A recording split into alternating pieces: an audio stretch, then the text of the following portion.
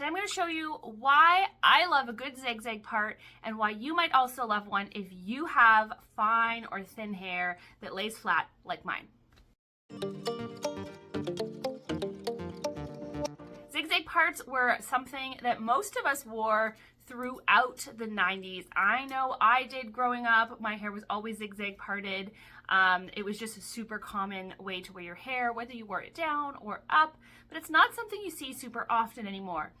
Now, when my hair is down, I typically wouldn't go for a zigzag part, but I do love a zigzag part when I throw my hair up in a clip. And the reason for that is it creates a ton of volume.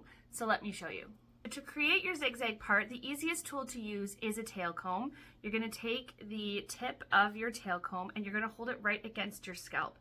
You want to make sure when you're creating your part that you don't lift the comb away from your head and just drag it through your hair. You want to make sure that you can feel it dragging across your skin like so. You don't want to dig it in and hurt yourself, but you should be able to feel it on your scalp the whole way through. If you have lifted it up and you're just going through the hair, you're not going to get a nice clean zigzag part. Next, the faster you zigzag back and forth, the more small zigzags you're going to get, and the bigger you make those back and forth motions, the bigger of a zigzag you're going to get. I like something in between, but you can play around with it and figure out what you're going to like. I'll show you a couple examples.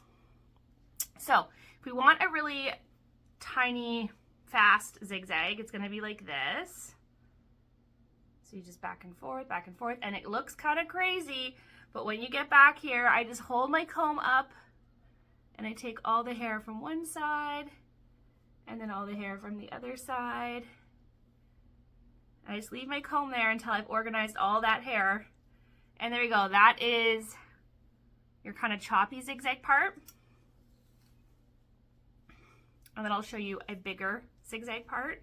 So you're going to go here and we're going to take bigger movements with our comb, going back and forth further past the part.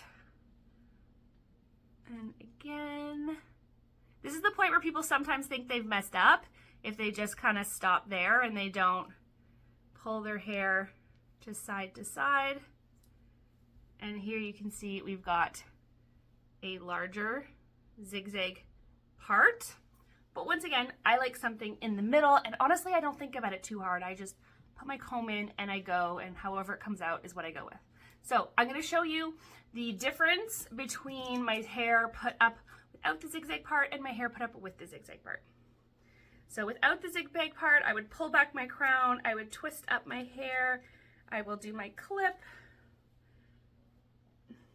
got my hair down, and there you go. And it's cute, there's nothing wrong with this. It's pretty, I do wear my hair like this all the time, but let me show you what a difference that cute little zigzag part can make.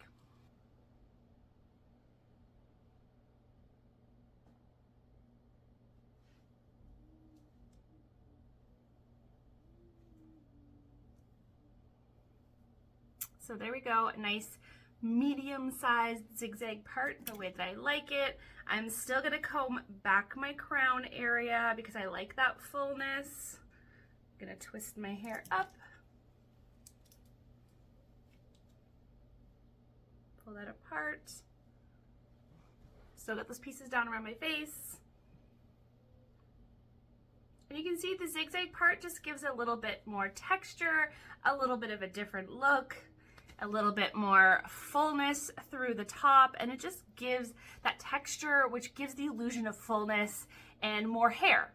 I know for some a zigzag part can feel like a dated style because it is really hardcore 90s, but a lot of the 90s is coming back, so these have a very nostalgic vibe, and honestly, if you like it and you like the way it makes your hair look, then who really cares? You should do whatever you love in your hair.